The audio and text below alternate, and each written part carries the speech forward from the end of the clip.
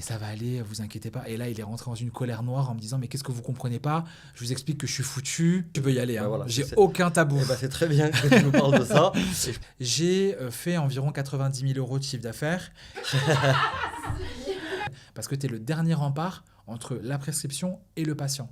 Il y a eu une histoire de fond d'écran, voilà. Moi, je veux savoir, est-ce que tu peux... On veut tout savoir. Ouais. Le plouc du coin, je le prends, je lui montre 2-3 fois, il va savoir le faire. Par contre, ça se travaille, ça s'alimente. Bonjour à tous et à toutes et bienvenue dans Salle d'attente, votre nouveau podcast santé où l'on partira à la découverte de celles et ceux qui font la santé d'aujourd'hui. Ce podcast est produit par Erevo, organisme de formation qui a déjà accompagné plus de 50 000 professionnels de santé. Vous pouvez retrouver cet épisode sur toutes les plateformes d'écoute et bien entendu sur YouTube. Aujourd'hui, nous allons parler du métier d'infirmier libéral, comment gérer la fin de vie, comment faire la séparation entre vie pro et vie perso. Et aujourd'hui, nous avons le plaisir d'accueillir Anastasie, infirmier libéral remplaçant à Nîmes. Bienvenue Anna, c'est un plaisir de t'accueillir dans la salle d'attente. Merci beaucoup, c'est gentil Simon. Donc bonjour Anas, pour commencer, tu as eu un autre métier avant d'être IDEL. Tu nous as indiqué que tu as été journaliste pendant 10 ans, donc c'est bien ça? Oui, exactement. J'ai été journaliste pendant 10 ans avant de faire une reconversion professionnelle afin d'entrer dans le monde de la santé. Donc est-ce que tu peux nous en dire un peu plus et nous raconter comment on vient en devenir IDEL, ce passage de journaliste à infirmier? Alors, il faut revenir à beaucoup plus loin. En fait, au lycée, quand j'étais en terminale, j'avais envie d'être infirmier et... Quelques mois avant le bac, j'ai été présent sur une émission qui était en enregistrement, une émission média. Et au cours de cet enregistrement, je me suis dit, ok, c'est ça que je veux faire. Donc j'ai envoyé valser le concours infirmier, qui à l'époque existait, et je me suis jeté corps et âme dans les médias. Aucun regret, j'ai travaillé en tant que journaliste en radio, en télé, en presse. Ça a été génial, mais je tournais en rond. C'était plus quelque chose qui me correspondait. Je trouvais pas vraiment de but, d'objectif dans ce que je faisais, je m'ennuyais. Et en plus de ça, je faisais beaucoup de mal à travers mes écrits parce que je bossais dans une rédaction où on nous demandait de faire 8 à 10 articles par jour avec des mots-clés et pour amener du trafic, des titres racoleurs qui parfois étaient très souvent déformés de la réalité. Et du coup, je me suis dit que je voulais plus faire ce genre de choses. Donc, je me suis mis en arrêt de ce milieu-là. J'ai pris du recul. Et comme je connaissais pas trop mon rapport à la maladie et à la mort, j'ai d'abord fait une formation d'aide-soignant, qui à l'époque était de 10 mois. J'ai bossé en tant qu'aide-soignant en réanimation sur Paris pendant 2 ans. Et en septembre 2020, j'ai entamé la formation d'étudiant infirmier. En septembre 2020, donc tu t'es pris le Covid de plein fouet, du coup. Ouais, exactement. Comment ça s'est passé? Alors, le Covid, ça a été une période particulière parce que moi, j'étais du coup aide-soignant en mars 2020, j'étais encore aide-soignant en réanimation. Et c'est la période où ça a été la plus dure, la plus grosse vague, ça a été la première. Alors, j'essaye de prendre plutôt le positif dans le négatif, c'est ma mentalité. C'est-à-dire que je trouve que ça a été très formateur. J'ai beaucoup appris. Le binôme infirmier-aide-soignant est très important en réanimation, mais là, il était encore plus présent. Et la partie la plus compliquée pour moi à gérer, ça a été l'humain, mais en lien avec les familles. Parce qu'ils n'avaient pas le droit de voir leurs proches, ou alors ils étaient, je veux dire une bêtise, 5 enfants, il n'y en avait qu'un qui pouvait venir voir sa mère ou son père. Le plus dur, ça a aussi été les décès, qui ont été nombreux, répétés, quotidiens, avec des personnes qui avaient des comorbidités importantes. Et le truc qui n'a peut-être pas été dit à travers les médias, c'est que quand, au tout début de la pandémie, quand les personnes décédaient, comme on ne savait pas ce qui pouvait devenir des personnes et de la pathologie, on les mettait dans des sacs qu'on scellait, et qui n'était plus jamais réouvert. Donc pas de mise en bière, pas de possibilité de faire son deuil, de voir son proche une dernière fois.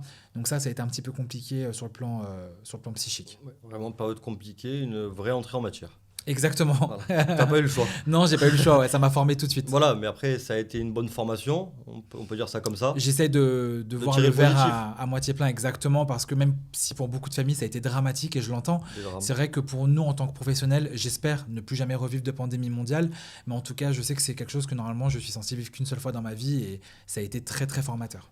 Est-ce que vous aviez un accompagnement psy à l'hôpital? Oui, alors déjà, on avait un psychologue qui était attitré au service de réanimation, mais tout le long de l'année, parce que c'est des patients qui ont besoin aussi d'accompagnement, parfois en fonction des pathologies pour lesquelles ils sont dans ce type de service. Mais là, avec le Covid, en effet, il y avait des cellules d'écoute spécialisées qui étaient mises en place, avec des numéros d'appel qu'on pouvait contacter H24. Donc pour le coup, non, on a été plutôt bien accompagnés. Alors moi, j'ai parlé surtout pour l'établissement pour lequel je travaillais, qui est un hôpital parisien, pardon. Eux, ils ont mis en place tout de suite une cellule d'écoute et ils ont été ultra présents pour nous. Ils ont fait attention à notre bien-être. Sur ça, j'ai rien à dire. Ok. Et toi, est-ce que tu as eu recours à des psys? Alors, pour ma part, j'ai pas eu besoin d'avoir recours à un psy pour la simple et bonne raison que en équipe, on verbalisait vachement nos ressentis avec nos collègues de travail ou avec le cadre de santé, ce qui permettait quand même de ne rien ramener à la maison. Quand tu parles de groupe, c'est vrai que ça a amené une certaine solidarité entre tous les soignants. Exactement, c'est pour ça, quand je parlais de l'aspect formateur, c'est qu'il y a vraiment eu cette, comme tu l'as dit, cette solidarité qui s'est installée. Il y a des gens qui venaient de province sur Paris pour nous aider parce qu'on n'était pas assez en effectif et que les malades tombaient les uns après les autres. Donc on avait vraiment besoin d'aide. Et il y a une solidarité aussi au niveau des commerces, du peuple au sens large. Bon, c'est vrai qu'on nous applaudissait à 20h, c'est plus le cas aujourd'hui, mais à l'époque ça l'était et ça mettait du baume au cœur. Mais il y a aussi des restaurants qui nous envoyaient des denrées alimentaires sans rien en retour, juste pour nous aider dans cette période compliquée ou juste pour nous remercier. Donc voilà, ça a été vraiment une belle période malgré le contexte qui a été terrible. Ok, je comprends. On va parler un peu de toi. C'était quoi tes hobbies, tes passions? En dehors du boulot, je me change beaucoup l'esprit, je fais beaucoup de danse. J'adore la danse. Ok. J'ai découvert ça il y a 1 an et demi. Quoi comme danse? Du street jazz essentiellement. J'ai essayé cette année le walking, c'est une danse avec les bras. Ok. Je me régale. C'est trop cool. J'ai la chance d'être dans une salle de danse qui est hyper bienveillante, donc c'est cool. Ça te défoule. Ouais, franchement, je me défoule, c'est hyper sympa. Je me suis mis, ça se voit pas trop, à la natation, donc je suis loin d'avoir le physique de Léon Marchand. Les épaules, C'est vrai? ouais. Ah, c'est gentil. Euh, mais en tout cas, voilà, je me suis mis un peu à la natation et je me régale aussi, c'est trop cool. Petit bémol pour le slip. Voilà, je suis pas très fan du slip de bain, mais pas le choix. Ok. Voilà. Mais sinon, voilà, c'est les principales choses que je fais en dehors du travail pour me défouler. Après, bah, je viens d'acheter une maison, donc tout ce qui est travaux, jardinage et tout, ça m'occupe aussi pas mal. Donc, Important Ouais. de sortir, exactement, sortir du boulot. très important. Du coup, Anas, tu es infirmier libéral remplaçant. Ouais. Donc c'est quoi? C'était une fuite de l'hôpital ou est-ce que c'était une vraie envie pour toi de devenir infirmier? J'ai découvert le métier d'infirmier libéral quand j'étais en formation infirmière. J'ai fait 2 stages dans un cabinet libéral. Et en fait, ce qui m'a beaucoup plu, c'est la dimension relationnelle que tu n'as pas en clinique ou à l'hôpital. J'ai travaillé en clinique à l'hôpital parce que c'est obligatoire avant de s'installer en libéral. Quelles sont les idées reçues sur les infirmiers libéraux que tu aimerais abolir? Nous ne sommes pas riches. Il y a beaucoup qui pensent qu'on brasse des milliers et des cents. Il y a sans doute des collègues qui gagnent très très bien leur vie, mais il ne faut pas oublier qu'on est énormément taxé. Ça représente pour certains 50% de leur chiffre d'affaires annuel, pour d'autres 60 voire 70. Et en plus, il y a une vraie inégalité sur le territoire français au niveau du milieu libéral parce qu'il y a des zones surdotées, d'autres qui sont beaucoup moins dotées. Et en gros, pour te faire un schéma, tout le sud, la partie Méditerranée, la partie Atlantique, il n'y a plus de place pour des conventionnements. Donc ça veut dire qu'il y a trop d'infirmiers libéraux. Tout le centre ou même le nord de la France, il y a parfois des zones blanches où il manque cruellement d'infirmiers et le peu de cabinets qui sont sur place, ils ont du mal à trouver des infirmiers remplaçants, ce qui fait que mes collègues sont amenés à travailler 7 jours sur 7, 365 jours sur l'année. Et donc Toute leur vie. voilà, c'est compliqué. Donc c'est pour ça qu'il y en a beaucoup qui, du coup, forcément, comme ils gagnent beaucoup parce qu'ils travaillent toute l'année, ils dépensent d'autant plus. Les marges au niveau des impôts, enfin, tu passes très vite la case du dessus. L'URSSAF, on se fait massacrer. La Carpimco, qui est notre caisse d'assurance retraite, on se fait laminer. Après, c'est le game, c'est le jeu. On m'a toujours dit que si tu payes des impôts ou tu payes des charges, c'est que tu les gagnes. Donc pas de problème, mais il faut quand même se rendre compte que c'est pas un Eldorado. Néanmoins, j'estime mieux gagner ma vie que lorsque j'étais en clinique ou à l'hôpital. Ou même journaliste. Non. Journaliste, je gagnais quand même vachement bien. Ouais, je vais pas mentir. Combien gagne un infirmier libéral en 2026? Alors, ça aussi, c'est un sujet qui est hyper touchy pour la simple et bonne raison qu'on n'a pas tous le même chiffre d'affaires, même au sein du même cabinet. Parce que d'une journée sur l'autre, tu peux avoir des patients dont les soins vont s'arrêter, tu peux avoir des décès, tu peux avoir des nouveaux patients qui vont s'intégrer. Donc voilà, mais par contre, je peux, si tu veux, te parler de ce que j'ai déclaré récemment. Sur l'année dernière, donc toute l'année 2025, j'ai fait environ 90 000 euros de chiffre d'affaires et j'ai déclaré environ 45 000 euros de revenus. Ok. Ce qui est très bien, attention, hein. Mais cette année, j'ai changé mon fusil d'épaule parce que l'année dernière, j'ai voulu faire vraiment 50-50. Mais comme j'ai vu plein de consoeurs et de confrères avoir des régules de charge à hauteur de 18 000, 20 000 euros, j'ai voulu voir le truc venir et du coup, je me rémunère beaucoup moins. Je vais donner un exemple concret. Depuis janvier, je vais me rémunérer 2004-2005 mensuel, ce qui est déjà très bien, attention. Mais par rapport à l'année dernière, je me rémunérais 3008. Enfin, tu vois, c'est pas pareil. Du coup, je préfère faire comme ça, histoire d'avoir un matelas de sécurité en trésorerie et me dire que s'il y a une régule, je peux anticiper. Il y a beaucoup de libéraux qui oublient qu'on a une casquette de chef d'entreprise et qu'il faut être un bon gestionnaire pour gérer une entreprise, parce que du coup, il y en a plein qui se sont retrouvés en liquidation judiciaire, enfin ça a été très compliqué, et ils se sont retrouvés à avoir des endettements pas possibles, alors qu'à la base, c'était une belle aventure. C'est intéressant en tout cas de savoir combien tu gagnes, etc. Parce que l'argent, c'est vrai que c'est un sujet un peu tabou en France. Et du coup, c'est très bien. Ah, moi, tu peux y aller, hein. Voilà, J'ai aucun tabou. Eh ben, c'est très bien que tu nous parles de ça. Et je pense que ça va intéresser vraiment les gens de savoir ceux qui veulent se lancer, combien on gagne dans ce métier, les contraintes, les avantages. Pour un titulaire, est-ce que toi, déjà, tu envisages d'un jour être titulaire ou tu vas rester remplaçant? Alors, pour l'instant, je reste remplaçant, sauf que les textes de loi faisant, le statut de remplaçant est totalement incertain. On ne sait pas ce qui va devenir par la suite de ce métier-là. Donc, j'aimerais plus tard, pourquoi pas, récupérer un conventionnement. C'est dans mes objectifs, mais on va dire plutôt sur du moyen terme. D'accord. En fait, récupérer un conventionnement, c'est quoi? C'est récupérer une tournée aussi? C'est quelqu'un que... C'est deux choses différentes. Ouais, en fait, il y a le conventionnement qui t'est attribué par la sécurité sociale. Donc moi, aujourd'hui, par exemple, sur Nîmes, on est en zone surdotée. Pour récupérer un conventionnement, il faut que j'attende qu'un de mes confrères ou de mes consoeurs soit arrête son activité, soit parte à la retraite. Ensuite, il y a une mise en contact qui peut se faire. Donc après, il faut être là au bon moment, au bon endroit, évidemment, hein, c'est un coup de chance. Et derrière, il y a une commission à la sécurité sociale qui valide ou non le transfert de conventionnement. Concernant la patientèle, ça c'est totalement différent. C'est un droit à la présentation, c'est-à-dire que là, tu vas payer la patientèle puisqu'elle a un coût, elle rapporte un chiffre d'affaires, donc c'est normal qu'on la paye. Mais encore une fois, tu payes au risque que les patients décident de partir. Ils n'ont aucune obligation de rester avec toi. Toi, tu peux vendre à qui tu veux, mais si le patient ne veut pas m'avoir moi pour X raison, il peut partir et du coup, j'aurais peut-être payé dans le vent. Mais c'est un risque à prendre. Autre sujet, on parle beaucoup de l'avenant 11 en ce moment. Donc, c'est un nouveau décret, certificat de décès et nouvelles responsabilités pour les IDEL. Est-ce que tu peux nous en dire plus sur ce nouveau décret, nous expliquer un peu en quoi ça consiste et toi, personnellement, ce que tu en penses? Ce nouveau texte de loi, je dirais que c'est mi-figue, mi-raisin. Je suis un peu mitigé pour la simple et bonne raison que dans les points négatifs, je dirais, c'est surtout au niveau du statut remplaçant et des titulaires. L'objectif de l'avenant 11, c'est qu'il y ait quasiment plus de remplaçants et qu'il n'y ait que des titulaires qui fusionnent entre leurs cabinets. Mais surtout en termes de qualité de vie, ça veut dire que les titulaires vont devoir travailler beaucoup plus qu'aujourd'hui pour pouvoir être dans les clous. Le côté positif de cet avenant 11, c'est en effet ce développement de compétences. Je trouve ça hyper important parce que les infirmiers, dans l'inconscient général, on est souvent vu comme les petites mains des médecins, ce qui n'est pas le cas. On est des êtres réflexifs. On a des sciences infirmières qui sont bien mises en place depuis 2009 parce qu'on a un cursus universitaire au grade de licence. Et surtout parce que, en tant qu'infirmier, tu te dois de cogiter avant de faire quelque chose. Tu dois savoir pourquoi tu le fais, quelles sont les surveillances, quels sont les risques. Tu ne peux pas juste appliquer bêtement une prescription médicale parce que tu es le dernier rempart entre la prescription et le patient. Donc tu mets en jeu ta responsabilité, ton diplôme, ta vie. Pour moi, c'est vraiment quelque chose qui me plaît qu'on développe sur tout ce qui est certificat de décès. D'ailleurs, je passe la formation en septembre. Hyper important. Avec Erevo. Avec Erevo, je sais pas. On en parlera plus tard si tu veux, Simon. Mais pourquoi pas, hein. Je suis pas fermé à l'idée.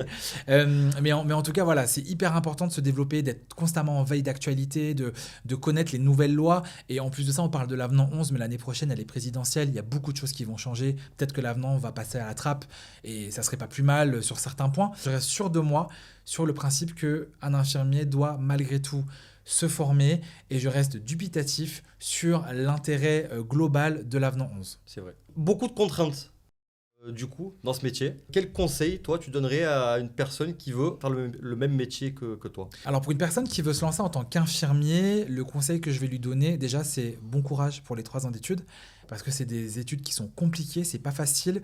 Il y a un traitement de faveur qui est différent aussi en fonction de si on est un homme ou une femme. Là, je sais que je parle de choses un peu particulières, mais c'est un milieu de femmes. Les femmes entre elles sont très dures. Je l'ai constaté, je l'ai vu. Moi, en tant qu'homme, j'ai jamais eu de problème, hein. J'ai toujours été très bien accueilli. Mais quand c'est des femmes, il y a une sorte de rivalité féminine. Je ne saurais pas trop comment l'expliquer. Et elles se tirent dans les pattes. Pourquoi? Je ne sais pas. Pour peu que la stagiaire soit mimi, enfin, attire l'attention. Ça peut vite créer des tensions qui sont inutiles, puisqu'on est tous là dans un seul et même but, c'est s'occuper des gens. Autre chose, si tu veux être infirmier, il faut le faire pour les bonnes raisons. Si tu veux juste le faire parce que tu te dis que ça fait bien en société de dire je suis infirmier parce que je sauve des vies, je mets des gros guillemets, ne le fais pas. Parce que de un, tu vas pas tenir. La durée de vie d'un infirmier aujourd'hui, c'est 3 ans après le diplôme. Donc ça vaut pas le coup de faire 3 ans d'études pour faire 3 ans d'exercice. Vraiment, passe à autre chose. Si tu veux faire les études infirmières, ok, mais sois réflexif. Que tu sois bon en pratique, je m'en fiche. Que tu saches perfuser, faire des bilans sanguins, je m'en tape parce que le plouc du coin, je le prends, je lui montre 2-3 fois, il va savoir le faire. Par contre, faire preuve de réflexion, ça se travaille, ça s'alimente. Et puis surtout, il y en a chez qui c'est inné, d'autres chez qui il va falloir muscler le cerveau. Mais surtout, voilà, c'est primordial. Il faut l'installer dans ton quotidien en tant qu'infirmier, dans tes prises en soins. Et du coup, pour ceux qui sont infirmiers et qui voudraient se tourner vers le libéral. Je dirais que, pareil, il faut savoir pourquoi. Parce que c'est vraiment des modes d'exercice complètement différents. Déjà, on est en toute autonomie. On a cette casquette de chef d'entreprise dont je parlais plus tôt. Et cette casquette aussi de bon gestionnaire. Donc, il faut vraiment jongler entre ces différentes choses. Moi, pour ma personne, ce qui m'a poussé à passer de la clinique à libéral, c'est le relationnel. Petite pause, vu qu'on a parlé de formation, certificat d'essai, autonomie, avenant 11, etc., etc. Je suis là aussi pour vous dire que vous pouvez retrouver toutes ces formations sur erevo.fr, que ce soit dans plusieurs formats, classe virtuelle, e-learning, et bien entendu, toutes ces formations sont prises en charge et indemnisées. C'est bon, on peut reprendre. Je prends plus le temps, je connais mieux mes patients. En clinique ou à l'hôpital, tu es avec ton chariot, tu as 15 patients à gérer, voire 30 quand c'est la nuit que tu es tout seul, et tu vas de chambre en chambre. Les patients, tu les connais pas, ou très peu. Tu connais surtout leur pathologie, le traitement qu'ils doivent avoir et ce qu'il faut surveiller. Moi, il m'est arrivé en transmission avec mes collègues à dire alors la dame de la 502, la dame de la 700... Enfin, c'est pas humain. Ça déshumanise complètement, je trouve, le soin. Alors qu'en libéral, tu vas chez des gens souvent chroniques, que tu revois régulièrement, et tu développes une relation qui est différente parce que tu es chez eux déjà, dans leur maison, tu vois des photos de famille, tu côtoies des fois les proches, les animaux de compagnie.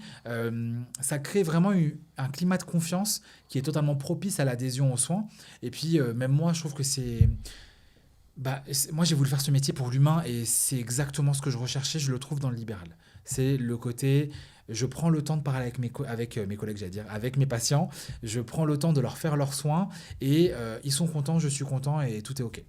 Et niveau financier, c'est plus intéressant d'être infirmier libéral. Alors, pour ma part, je trouve que d'être infirmier libéral est plus intéressant quand je mets tout au taux horaire parce que mes journées, en fonction, ça varie, mais je vais dire une tranche classique que j'ai fait pendant 1 an. Je commençais à 6h du matin, je terminais vers 11h30, je reprenais à 16h, je finissais à 18h. Ça va. Quand je mettais tout au taux horaire, je gagnais clairement mieux. Alors en effet, j'ai un découpé, mais entre midi et 16h, je fais ce que je veux. Si je veux aller faire mes courses, si je veux aller au sport, si je veux m'occuper de ma maison, de mon linge. Et du coup, ça me permet le soir, quand je finis ma journée, de totalement décrocher et de ne plus avoir cette charge mentale qu'on peut avoir après 12 heures de service en clinique ou à l'hôpital, où clairement, tu as la flemme. Tu as la flemme de faire à manger, tu as la flemme de t'occuper de tes gosses, tu as la flemme de plein de choses. Donc là, quand tu fais tout en amont, ça te permet de garder un peu plus de temps pour les enfants, justement, et d'avoir un temps un peu plus qualitatif en famille. Donc, tout soignant a forcément une maladresse qu'il a marqué un jour. Tu m'avais raconté en off ton premier jour de stage avec le patient de 42 ans qui avait un cancer. Ouais, un cancer, exactement. C'était mon premier jour de stage dans une clinique en onco-hémato. J'arrive dans cette chambre, ma tutrice m'a dit « Va faire les tensions ». Pas de problème. Donc, je prends mon tensiomètre et je vais faire les tensions de toutes les chambres. Je commence par ce patient. C'est un patient de 42 ans qui avait un glioblastome de haut grade inopérable. Et donc, j'arrive dans la chambre. Le monsieur, déjà, a une mine déconfite. Je te coupe juste un peu pour Oui. ceux qui... Un glioblastome. Un glioblastome Qu'est-ce que- de haut grade, c'est un cancer du cerveau C'est un cancer du cerveau. D'accord. inopérable. Inopérable. Ouais, c'est un cancer vraiment très compliqué à retirer, surtout quand c'est un haut grade. Et donc là, ce patient, il avait vraiment le pire du pire en termes de cancer cérébral. Et donc j'arrive dans sa chambre, il a déjà une mine très déconfite. Bon, j'arrive, moi, premier réflexe, bonjour, ça va? Non, ça ne va pas, bien évidemment. Je me présente, je lui explique que je prends l'attention. Et en fait, comme je vois qu'il commençait à pleurer, j'ai voulu lui changer les idées. Donc je me suis dit, bah, trouve un sujet de conversation. Et sur les murs, il y avait des dessins d'enfants. Du coup, je trouve rien de mieux à lui dire que ah bah ils sont mignons vos dessins, vous avez des enfants. Et là le monsieur fond en larmes encore plus. Il me dit oui, c'est mes filles de 6 et 8 ans qui m'ont fait ces dessins et ça me bouffe de savoir que je les verrai pas grandir et tout. Je dis mais pourquoi vous dites ça monsieur? Il me dit bah le médecin, l'oncologue est venu me voir cet après-midi en m'expliquant qu'on allait passer dans une phase palliative et qu'on allait être sur de l'accompagnement en fin de vie parce qu'il n'y avait plus rien à faire. Il m'a dit mot pour mot, je suis condamné. Ce terme-là m'a quand même beaucoup marqué, le mot condamné. Et en fait, il s'est remis à pleurer pendant que la tension se prenait. Et j'ai rien trouvé de mieux que de lui caresser l'épaule en lui disant mais ça va aller, vous inquiétez pas. Et là, il est rentré dans une colère noire en me disant mais qu'est-ce que vous comprenez pas? Je vous explique que je suis foutu. Et donc, il refond en larmes, il refond en larmes. Et en fait, j'étais tellement tétanisé par l'environnement qui régnait dans cette pièce que du coup, j'ai retiré mon tensiomètre. Je suis sorti de la chambre.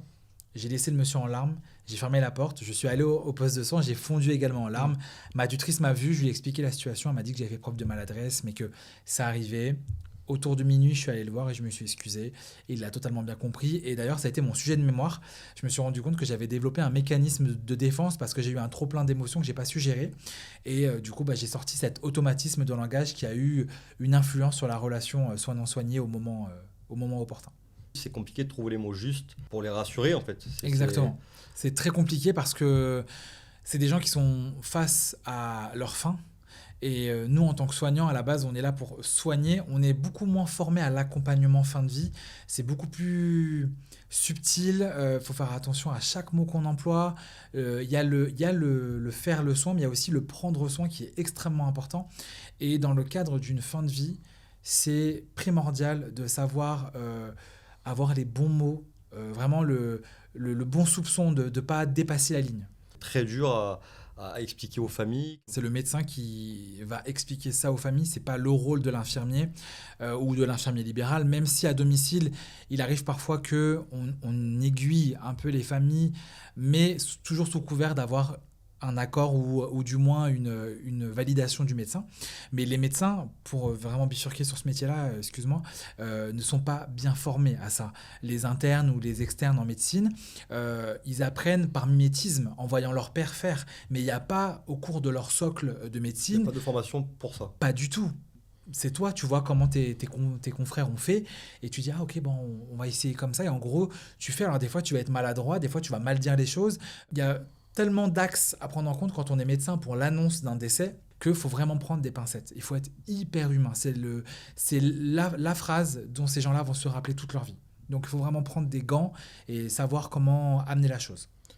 J'ai vu, moi, sur les réseaux sociaux ou dans des documentaires, des violences, du coup, lors de l'annonce à des proches. Alors ça peut beaucoup arriver. Alors ça, pour le coup, ce dont tu parles, ça s'appelle le déni. C'est des gens qui sont complètement fermés. Ils n'étaient pas bien préparés déjà au départ.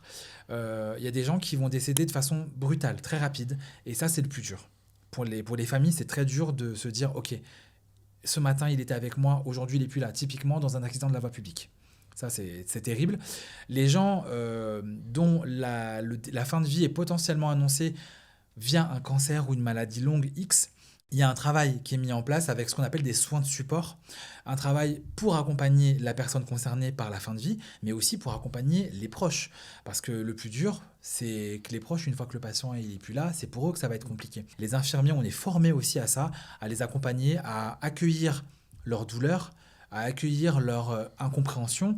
On est là aussi parfois pour apporter quelques réponses, ou du moins orienter pour qu'ils aient des réponses adaptées à leurs questions. Et ça, c'est un vrai métier. C'est infirmier, oui, mais infirmier plus, j'estime, parce que ça demande des compétences beaucoup plus importantes que si on est infirmier dans un service en ambulatoire où on n'est pas face à la mort de façon directe. Est-ce que toi, tu arrives à te déconnecter de ça quand tu sors du travail?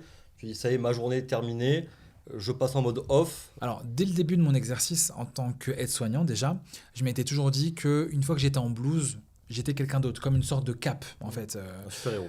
Alors, pas vraiment, j'aime pas le terme super-héros parce que je suis pas pasteur, hein, j'ai pas créé des vaccins ou autre, mais je pars du principe que il faut se blinder. Et en gros, quand je me change et que je redeviens civil, pardon, euh, bah là, du coup, je laisse tous les problèmes au vestiaire, je ne ramène rien à la maison, je laisse tout à l'hôpital ou à la clinique ou dans ma voiture en tant que libéral. Et puis bah, après, le lendemain, on voit ce qu'on fait, mais j'évite. Et tu me disais que que tu as lié peut-être des amitiés avec des patients que tu vois souvent, etc. Qui sont devenus pas. Tout à l'heure, tu as employé le mot collègue sans faire exprès, Mm, donc c'est un peu révélateur. Il y en a beaucoup qui vont aller chercher les résultats au labo gratuitement, mm, les médicaments, etc. exactement. Est-ce que ce temps empiète sur ton temps perso? Quotidien. C'est quotidien. C'est-à-dire que quand on est infirmier libéral, on est parfois, même très souvent, confronté à des patients qui sont totalement isolés, qui n'ont plus de famille, qui sont vraiment seuls et qui n'ont qu'une seule visite dans la journée, c'est nous, ou des auxiliaires de vie, ou des kinés, mais très souvent, ça va être que l'infirmier. Et bah, ces gens-là, quand on leur fait une prise de sang et qu'ils n'ont pas Internet, hein, très souvent les personnes très âgées, Mm. ils n'ont pas Internet ou ils ne savent pas l'utiliser, bah, il faut leur ramener leurs résultats. Donc maintenant, il y a des plateformes qui nous permettent à nous, en tant qu'infirmier libéral, de pouvoir télécharger les résultats et on les imprime, on les ramène. Mais sinon, quand on n'a pas ces plateformes-là, on doit se rendre au laboratoire, récupérer le résultat, le ramener au patient. Et pourquoi ça empiète sur notre temps? Parce qu'en fait, on n'est pas rémunéré pour ça. On le fait de façon totalement gracieuse. Et en fait, on le fait avec le cœur. Mais c'est vrai que ça peut être un point de discussion pour beaucoup d'infirmiers libéraux parce qu'ils ont des tournées tellement chargées que même de faire un détour vers le labo qui va prendre 3-4 minutes, c'est 3-4 minutes de trop. Mm. Donc voilà, il faut trouver la bonne balance, le bon équilibre pour justement que ça empiète sur ton temps de travail et pas trop sur le temps perso.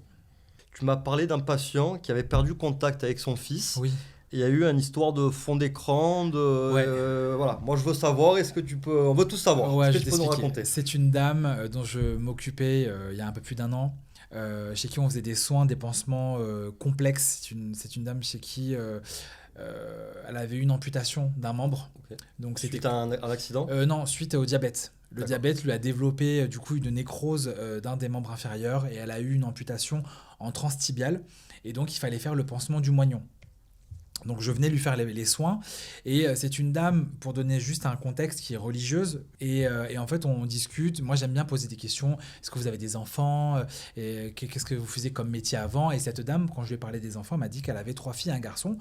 Je me suis pas plus étendu là-dessus, elle m'a beaucoup parlé de ses filles mais très peu de son fils, mais j'ai pas voulu fouiller parce que je me suis dit c'est un quoi ce qu'elle me dise il est décédé et tout, enfin Mmh. bon ça va Tu plomber. voulais pas revivre Exactement, la première l'automatisme expérience, de c'est ça. langage que j'avais vécu en tant qu'étudiant infirmier.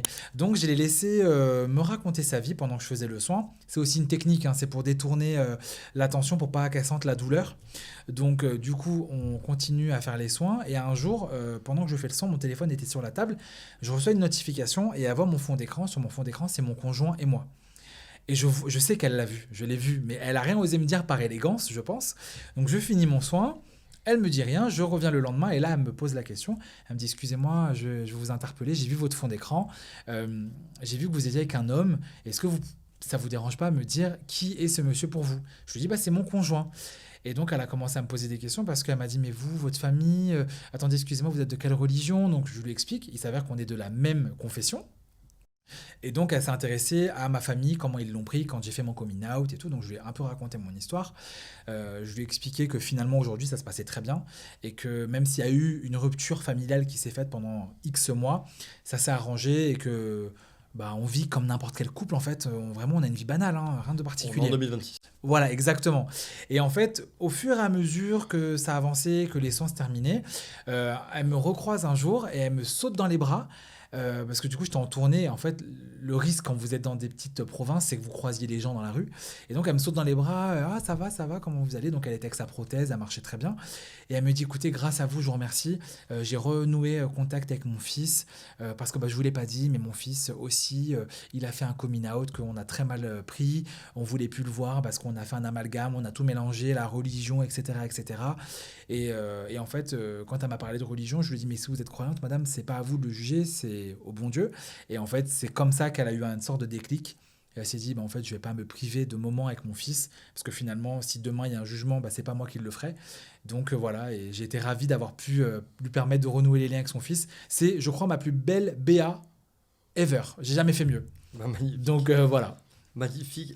Tu l'as croisé, son fils? Son fils, je l'ai jamais vu. Jamais vu. Non. Ok. Je l'ai vu en photo, Ok. mais je l'ai jamais vu en vrai. Est-ce que dans la vie pro aussi, il y a eu beaucoup de jugements? Dans la vie pro, moi, j'évite beaucoup de sujets. La politique, j'évite tout ce qui est lié à l'orientation sexuelle, j'évite la religion, j'évite tout ça. Il y a même des familles, quand je rentre chez eux, ils voient bien que je suis typé maghrébin, ils me parlent en arabe, je réponds en français. Je ne veux pas créer de familiarité parce que la familiarité, c'est la porte ouverte à beaucoup de débordements. Les gens empiètent beaucoup. L'expression qui dit on donne la main, ils vous prennent le bras, elle est vraie. Elle est vraie, je l'ai vécue et je ne veux plus le vivre. Il y a des gens qui se posent des questions plusieurs fois, et des gens qui ont dit à mes collègues mais dites-moi, votre remplaçant, il serait pas plutôt. Et du coup, mes collègues ils disent bah, en fait, je sais pas. Et ils savent, hein, mais ils disent bah, je sais pas et ça me regarde pas. Voilà, ils rentrent pas plus dans le détail parce que moi, en tout cas, je ne veux pas qu'on en parle. Ça regarde personne et ça ne change pas la qualité de mes soins. Que je sois avec un homme ou avec une femme, ça change rien. Mon opinion politique non plus. Donc voilà, c'est des choses que je garde pour moi. Les sujets un peu touchy comme ça, j'évite. L'argent, j'en parle pas non plus. Parce que combien de fois on a entendu des patients dire oui, bah, c'est moi qui vous paye. C'est grâce à moi que vous mangez à la fin du mois. Vous pourriez au moins m'ouvrir la fenêtre. Non, bah non, en fait, je suis pas là pour passer la serpillière ou mettre la clim. Alors, sauf quand les gens sont isolés, je veux bien prendre des courriers, les emmener à la boîte, enfin à la poste ou quoi, ça me dérange pas. Mais les personnes qui ont des familles, qui sont entourées, non, en fait, je vais pas m'amuser à faire ça. Bah, c'est vrai qu'en fait, vu que c'est des personnes que tu vois tous les jours, ils prennent peut-être l'habitude, ils prennent la confiance, on va dire, avec toi, Mhm. et ils n'arrivent pas à mettre les barrières entre toi et eux. Donc c'est à toi de les mettre, les barrières. Exactement. C'est pour ça que moi, je reste tout le temps dans le vouvoiement avec mes patients. Tout le temps, même si je suis avec eux pendant un an, pas une fois je vais les tutoyer parce que, encore une fois, ça amène trop de proximité et c'est pas bon. On va parler de résilience avec une anecdote que tu vas nous dire aussi. Donc je te laisse en parler, nous l'expliquer. L'expérience dont je vais te parler, c'est un monsieur que j'ai pris en charge pour du soin palliatif avec de multiples pathologies cardiaques et autres. Et c'est un monsieur qui a décidé d'arrêter tous les traitements. Il a dit à quoi bon, j'ai 80 et quelques années, j'ai eu des petits-enfants, des arrière-petits-enfants, j'ai une belle vie. Là, tout ce que je demande, c'est à partir sans douleur. Donc tous ces médicaments pour les reins et tout ça, il a tout arrêté. Et nous, on est là en prise en charge via une hospitalisation à domicile pour tout ce qui est soins de confort, pour lui éviter qu'il soit algique, douloureux. Donc, et en fait, ce qui m'a choqué dans cette famille, enfin ce qui m'a choqué, agréablement surpris d'ailleurs, c'est que quand je suis arrivé, les enfants, il a 3 enfants, les enfants étaient totalement au fait. Ils ont dit nous, on est d'accord, papa veut partir, il veut juste ne pas souffrir, maman est ok. Bah ok, on va accepter, même si c'est dur pour nous, mais on va l'accepter. Et le monsieur, bah hyper résilient, à chaque fois que j'allais chez lui, il me disait oh, vous êtes un ange, vous êtes adorable, parce qu'il avait des pansements, donc on lui faisait quand même ses pansements malgré tout. On peut pas laisser quelqu'un avec des pansements suintants, c'est pas très digne. Donc la dignité, c'est très important dans le soin. Et on s'occupait de lui du mieux qu'on pouvait. Mais c'est vrai que moi, ça m'a marqué parce que je trouve qu'il faut un travail personnel tellement fort pour se dire ok, j'accepte ma fin. C'est tellement anxiogène que même les gens qui vont vous dire qu'ils n'ont pas peur de la mort, ils vont l'appréhender. Et là, d'avoir quelqu'un qui n'appréhende pas du tout sa fin de vie, qui est plutôt dans l'accueil de celle-ci, et quand je le vois, je dis alors, comment ça va aujourd'hui? Il dit bah, comme un vieux qui attend la mort. Un patient qui accepte la fin de vie, c'est moi la première fois que j'en vois un, et je trouve ça tellement beau, c'est tellement parlant, parce qu'on va tous y passer. Et je me dis, est-ce que moi, plus tard, j'aurai la résilience que ce monsieur. Courage. Le courage, c'est aussi une forme. Alors, il y en a qui peuvent dire que c'est de la lâcheté, de se laisser partir sans se battre, mais d'autres vont dire que c'est du courage, et je suis assez d'accord avec toi, je trouve que c'est très courageux de se dire, bah voilà, j'ai fait mon temps, je vais laisser la place à d'autres. Je me dis que demain, si c'était mon père qui était à cette place-là, est-ce que j'aurais aussi la résilience de ces enfants-là? Je sais pas. C'est très compliqué, je pense, tant qu'on n'est pas confronté personnellement à ce genre de choses. C'est facile hein, d'avoir un discours très moralisateur ou en disant oui, non mais moi c'est sûr que je serai résilient. C'est faux, on ne sait pas. Tant que la mort n'a pas toqué à notre porte, on ne sait pas trop ce qu'il en est.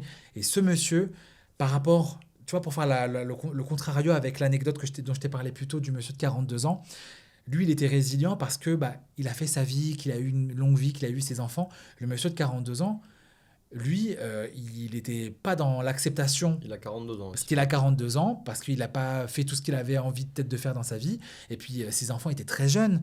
Il a dû se dire, mais mes filles, elles vont pas grandir avec moi. Enfin, c'est compliqué. Donc, vraiment, j'ai eu les deux versions. Et c'est vrai que dans les deux, j'ai réussi à emmagasiner des choses qui vont permettre de développer mes compétences. Mais l'histoire de ce monsieur-là qui part avec résilience, je trouve que c'est une très belle histoire et c'est une belle leçon de vie. Et tu en as gardé un très bon souvenir. Exactement. Très bon souvenir. Je pense qu'il n'est pas prêt de partir. Donc ce patient dont tu nous as parlé, est-ce qu'il avait des directives anticipées? Alors, ce monsieur n'avait pas de directive anticipée. Pour le coup, c'était juste du verbal. C'est des directives que toi, en tant qu'individu, tu vas écrire, par exemple, si demain il m'arrive un accident de la route et que je suis en état de mort, je ne veux pas être réanimé. Ça, c'est une directive anticipée. Une directive anticipée, ça va être si demain je suis amené à être en réanimation, je ne veux pas être intubé, je ne veux pas avoir de respirateur artificiel.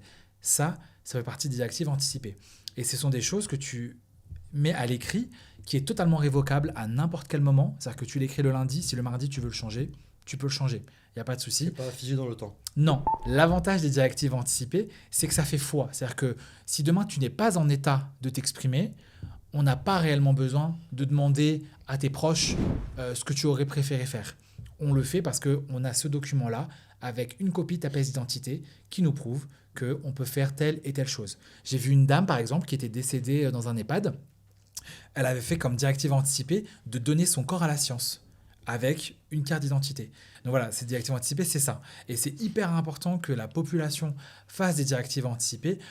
La seule chose sur lesquelles les directives ne sont pas vraiment utile, je dirais, c'est tout ce qui est lié au don d'organes. Parce qu'en fait, on est tous des donneurs potentiels depuis quelques années. Ce qui va faire foi, c'est si tu t'inscris sur une liste de refus de don d'organes, qui est accessible sur Internet, sur le site du gouvernement. Néanmoins, par rapport aux mœurs sociétales, les médecins demandent toujours l'avis des proches. Et on suit quand même l'avis du proche. Si le proche ne veut pas, même si le patient n'est pas inscrit sur une liste de refus, on ne va pas récupérer les organes de ce patient-là. Est-ce que c'est j'ai une question qui me vient comme ça. Est-ce que c'est une directive anticipée, par exemple, de dire je veux être incinéré ou je veux être enterré?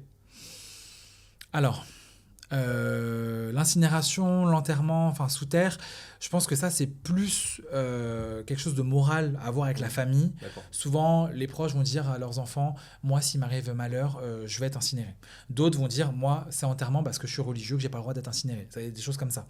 Mais je n'ai jamais vu ça sur des D'accord. directives anticipées. Donc, Directive anticipée, c'est vraiment par rapport à ce qui t'incombe de ton vivant.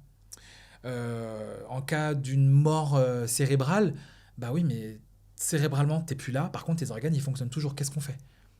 Tu vois, c'est ce genre de choses. Et en fait, s'il n'y a pas de directive anticipée, bah, du coup, c'est le corps pluriprofessionnel de santé qui va trancher parce que c'est pas une responsabilité à prendre de la famille. C'est terrible d'avoir ce genre de responsabilité sur les épaules. Donc, c'est souvent le corps médical en collégial qui vont se réunir avec plusieurs personnes pour savoir qu'est-ce qu'on fait avec monsieur ou madame tant. ça y est, c'est la fin de ce podcast, de cette vidéo. On a passé un très bon moment. En tout cas, moi, j'ai passé un très bon moment. Ouais, de même, merci. C'était un plaisir de te recevoir, Anas. Merci On de m'avoir espère invité. peut-être te revoir bientôt. Avec grand plaisir. On ne sait pas, pour Ouais. évoquer des sujets. Pas une nouvelle pandémie, on espère. Ouais, j'espère Non. pas. Non, ça ira. Une, ça suffit. Quelque chose Mais parler d'autres choses, ouais, avec grand plaisir. Je suis partant. de plus léger. Mais voilà. En tout cas, merci beaucoup. Merci à toi. Et c'était un réel plaisir de t'accueillir. Merci à tous d'avoir suivi ce nouvel épisode de Salle d'attente sur YouTube et sur toutes les plateformes d'écoute. N'hésitez pas à activer la cloche de notification pour ne rien louper de ce podcast santé, à laisser un petit commentaire ou à partager la vidéo, à en parler à vos proches. Donc Anas, merci beaucoup de ta venue. Merci à toi. C'est un plaisir de te recevoir. Partagez. Donc merci à vous et aux patients suivants.